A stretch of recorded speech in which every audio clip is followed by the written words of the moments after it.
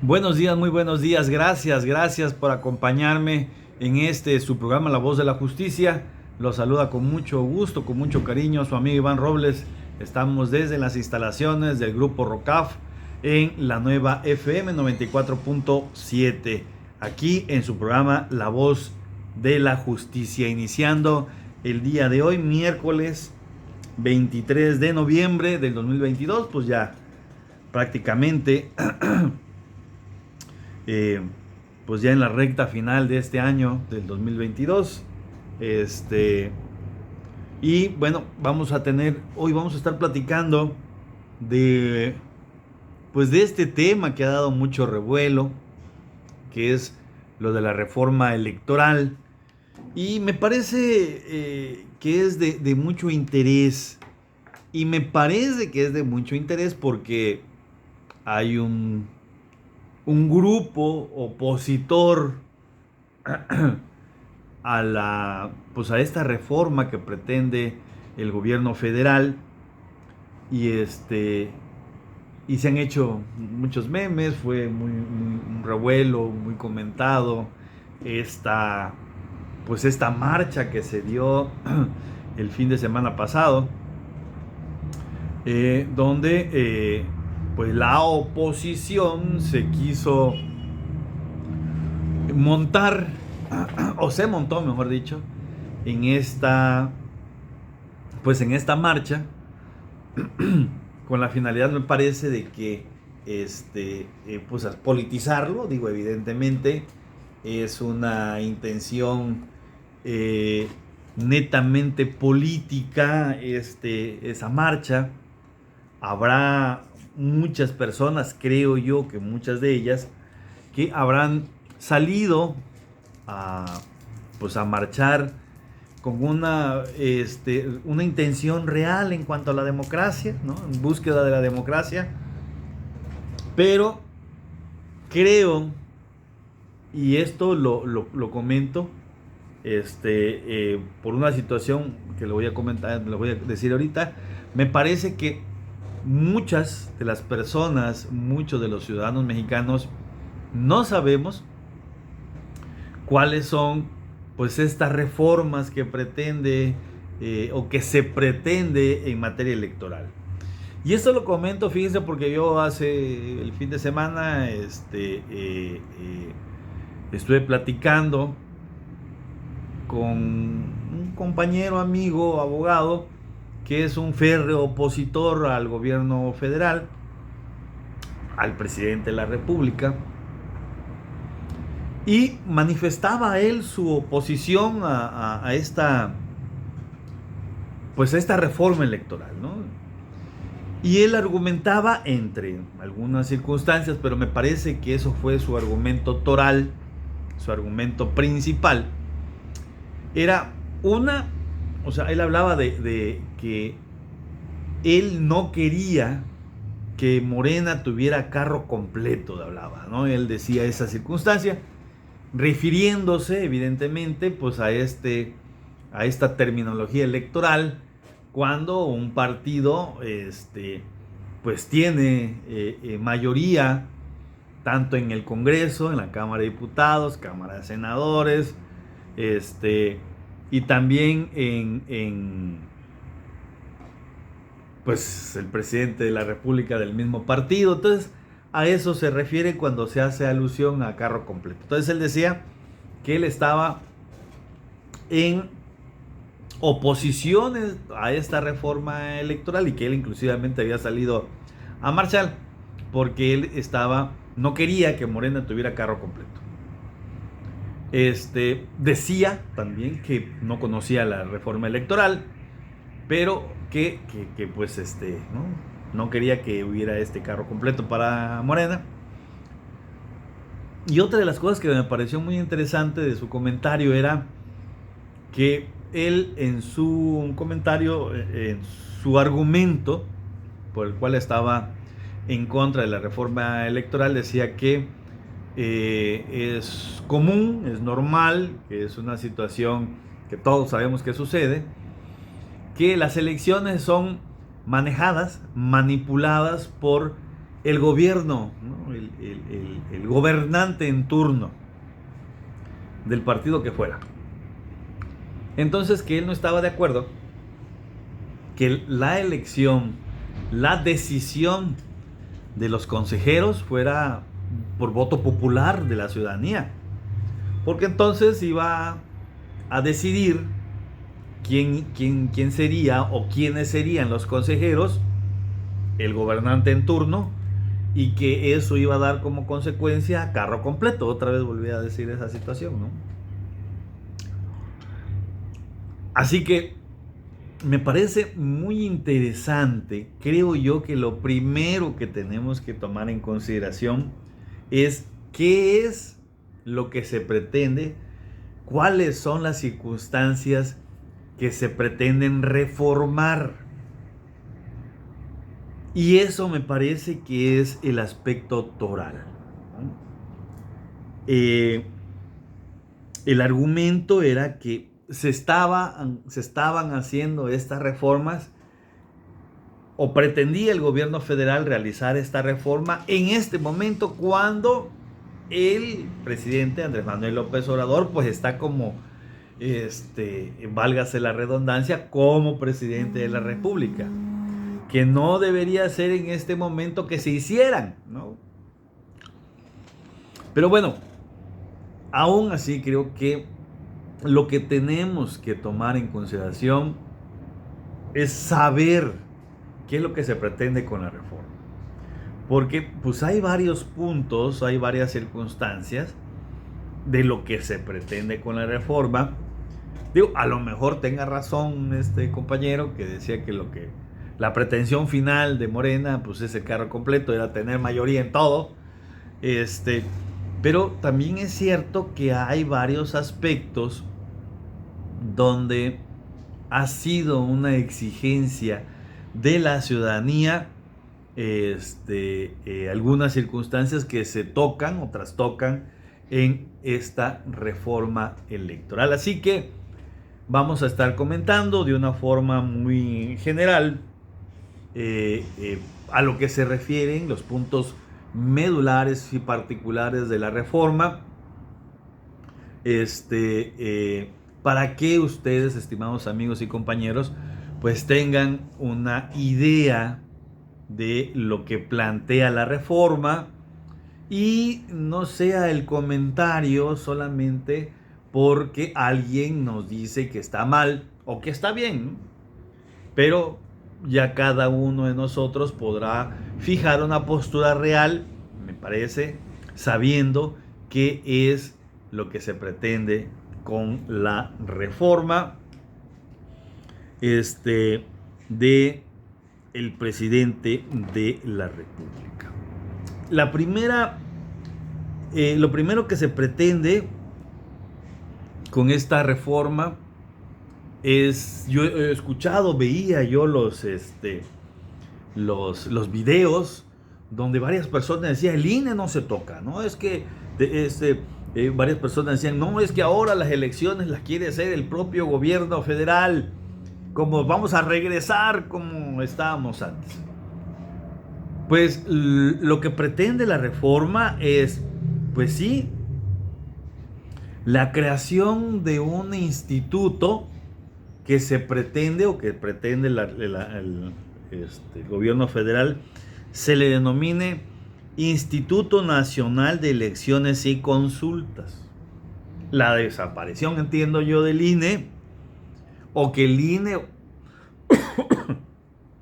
el Instituto Nacional Electoral, se transforme en este Instituto Nacional de Elecciones y Consultas.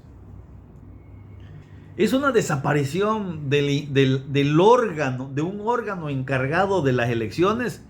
No, pues no lo es. Es un cambio en el sistema, es un cambio en el modelo que pretende el presidente de la República. Dice, será el único órgano electoral encargado de organizar las elecciones en los estados y a nivel federal. Mantendría su independencia garantizando los principios rectores de la función electoral. Recordemos nosotros que ya hubo un cambio, efectivamente, antes el órgano encargado de las elecciones era la propia Secretaría de Gobernación, que pertenecía o que depende en la actualidad y dependía también directamente del presidente de la República. Se crea una institución encargada de velar por las elecciones que se denominó Instituto Federal Electoral y que cambió de nombre, como se pretende actualmente, cambió de Instituto Federal Electoral a Instituto Nacional Electoral. Y no sucedió nada con ese cambio. Digo, ¿no?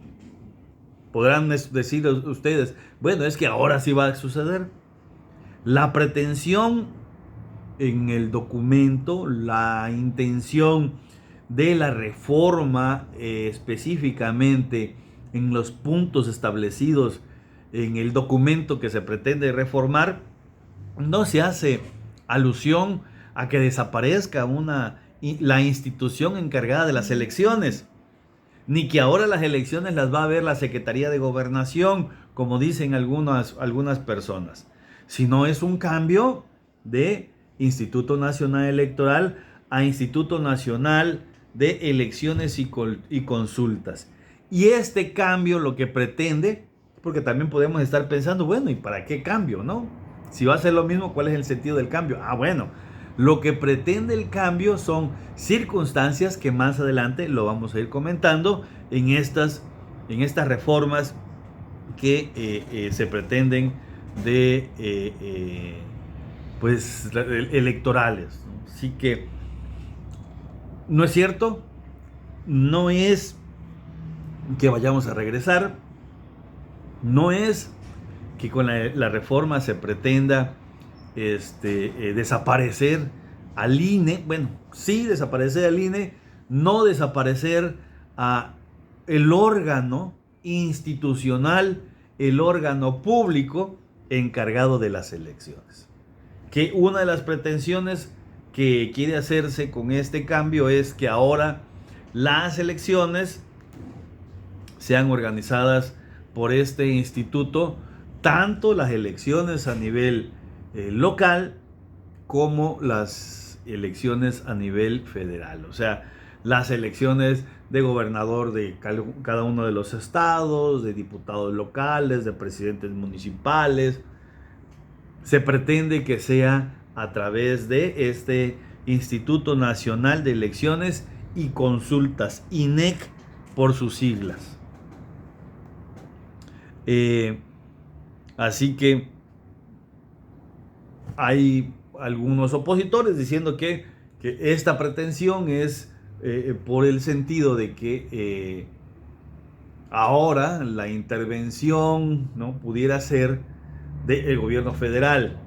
Sí, anteriormente la intervención son de los gobiernos locales, ahora con esta reforma se pretende realizar una intervención federal en las elecciones. Digo, me parece una broma, ¿no? O sea, no queremos que intervenga el gobierno federal, pero sí estamos de acuerdo que intervengan los gobiernos locales. Sigue siendo una broma, un mal chiste, porque no debe existir ni intervención del gobierno federal ni intervención de gobiernos locales, ¿no?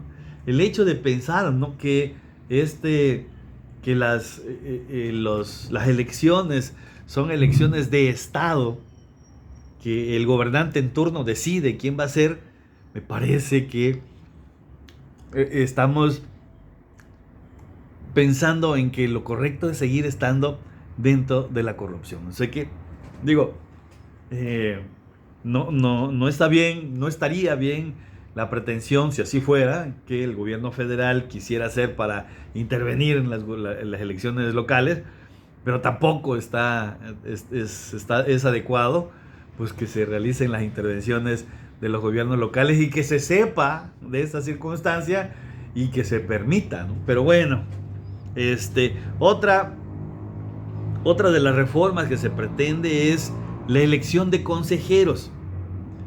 El INEC, este Instituto Nacional de Elecciones y Consultas, estará integrado por 7 consejeros y no por 11, que actualmente están en el INE. Digo, aquí ya hay un importante cambio, ya que se reducen 4, o se eliminan 4 consejeros. ¿Puede trabajar una institución, un ente público con 7 consejeros? Me parece que puede trabajar inclusive con menos. Pero bueno, si se está previendo como 7 como lo mínimo, pues bueno, ok, 7. Es indispensable, fundamental. ¿Desaparece la democracia con la eliminación de estos 4 consejeros? Digo, claro que no. O sea, me parece que en este momento esta determinación de los consejeros es más una función partidista que de pues del gobernado, que es otro tema ahí muy interesante. Pero bueno, nosotros nos vamos a ir a nuestro primer corte y volvemos.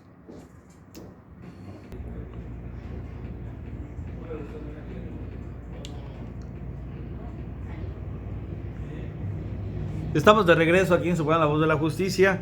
La frase de la semana nos las dice Nicolás Maquiavelo: el que es elegido príncipe con el favor popular debe conservar al pueblo como amigo.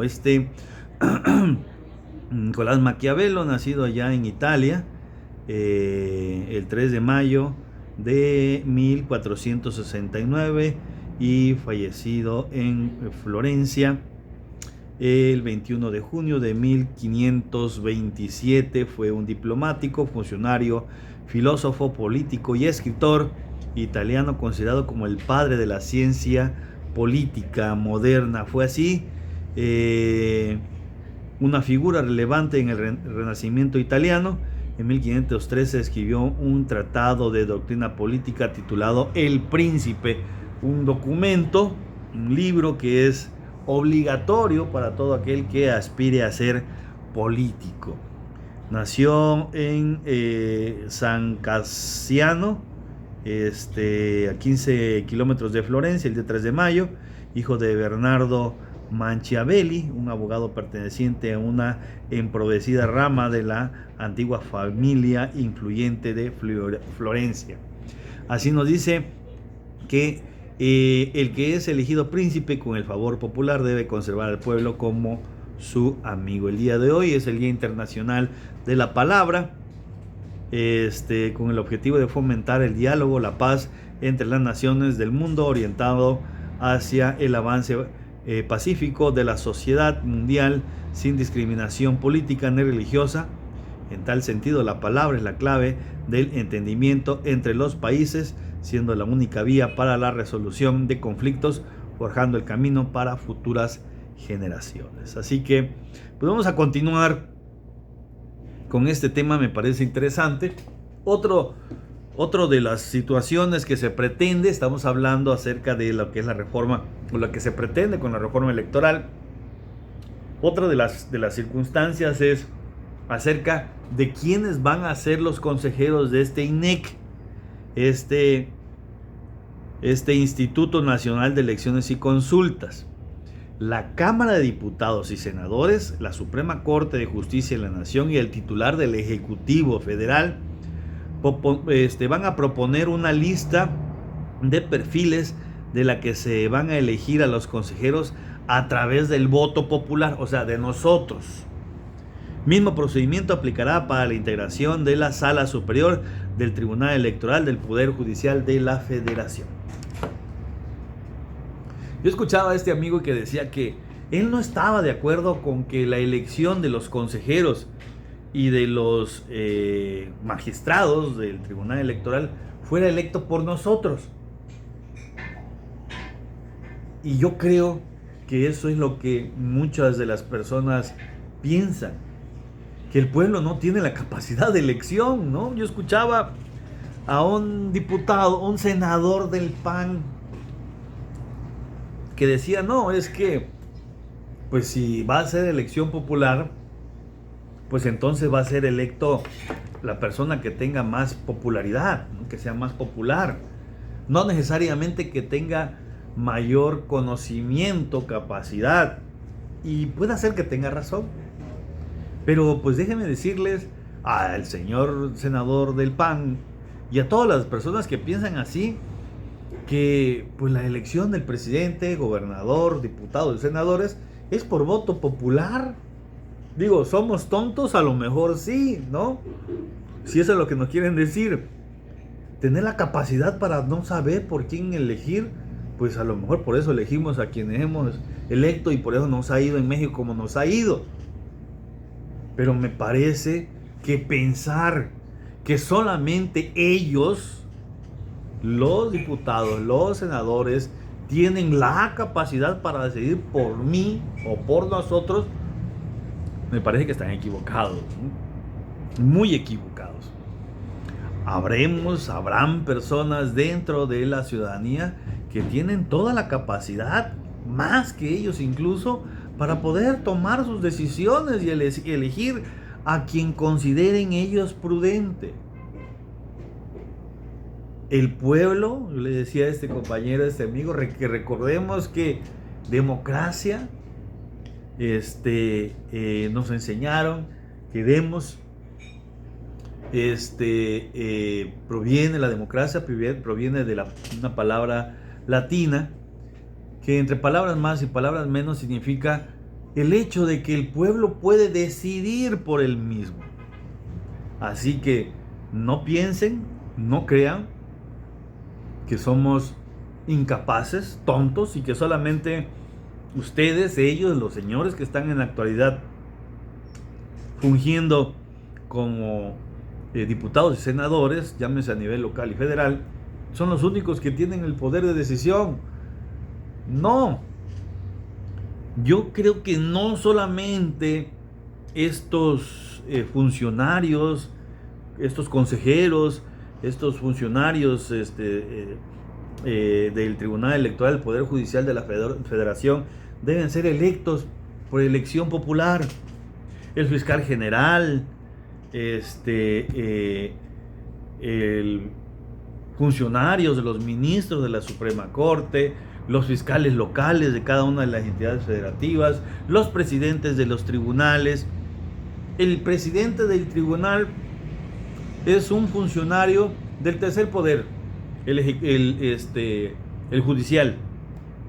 Y los otros dos poderes, tanto el legislativo como el ejecutivo, son electos a través del voto del pueblo.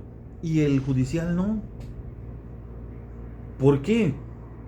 Porque, bueno, ha sido una constante en la historia de México que tanto el fiscal, procurador anteriormente, como los funcionarios, el presidente del tribunal, han sido utilizados para ser el órgano castigador, el órgano ejecutor del gobernante en turno.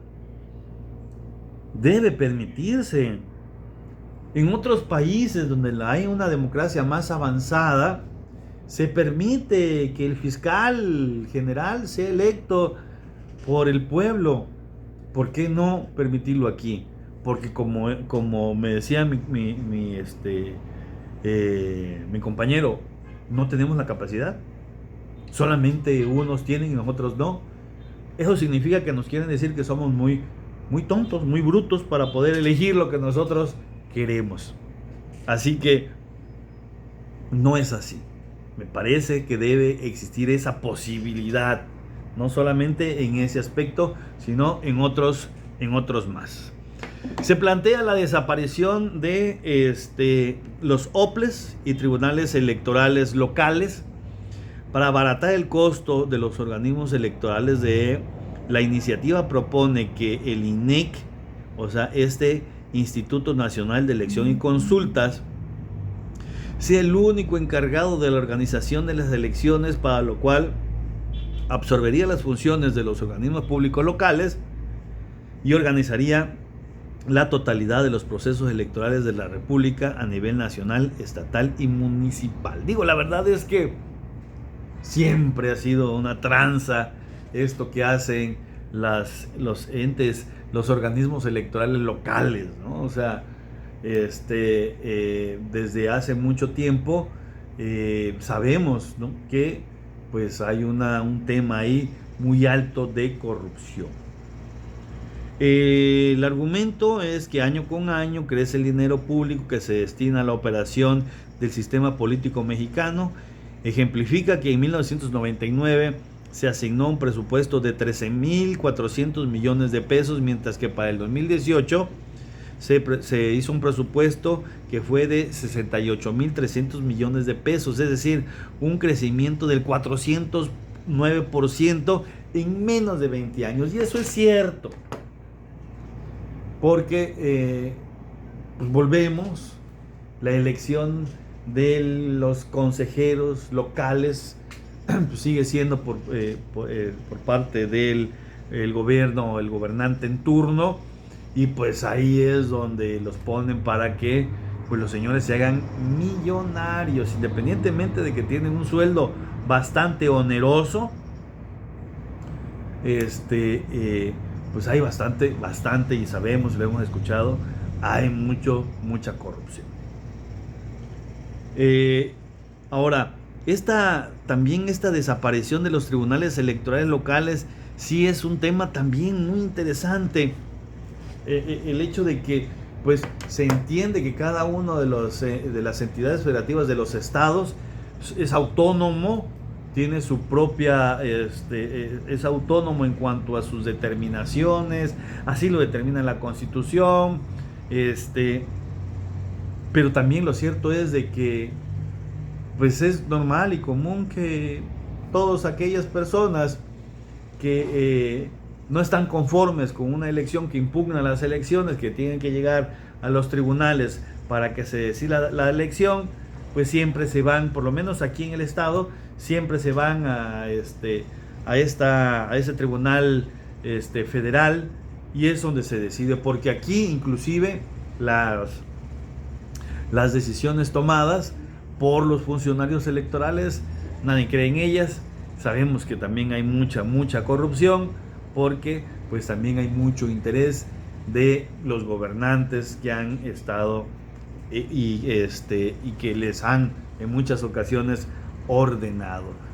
Es un tema que a mí me deja este sabor agridulce, entre que no me gusta el hecho de que no existiera una autoridad local en materia judicial, en materia de elecciones, por esta situación de la autonomía de cada uno de los estados, y entre que también tengo este mal sabor de que pues siempre no tienen mucha funcionabilidad los órganos locales, por que siempre están supeditados a alguien o a un órgano superior. Entonces sí es bastante, hay una dualidad ahí, bueno, en lo que en mi análisis muy personal realizo, ¿no? Entonces, eliminación de plurinominales, fíjense nada más, la propuesta también incluye eliminar 200 plurinominales federales, 32 senadores que también que obtienen una curul por la vía de representación proporcional, los conocidos como plurinominales. La elección por lista obligatoria obligaría a las personas candidatas a hacer campaña territorial, contrario a lo que ocurre con las actuales 5 listas de las circunscripciones plurinominales. Al votarse en cada entidad, las listas estarían entregadas por personas nacidas en la entidad federativa o por residentes con antigüedad domiciliaria mínima de 1 año, explica la iniciativa. Sin embargo, para el consejero del IFE, Luis Carlos Ugalde, lo que se propone es al revés, según publicó en un hilo de un Twitter. Así que, digo, en cuanto a los aspectos de los plurinominales, la verdad es que ha sido una solicitud ciudadana.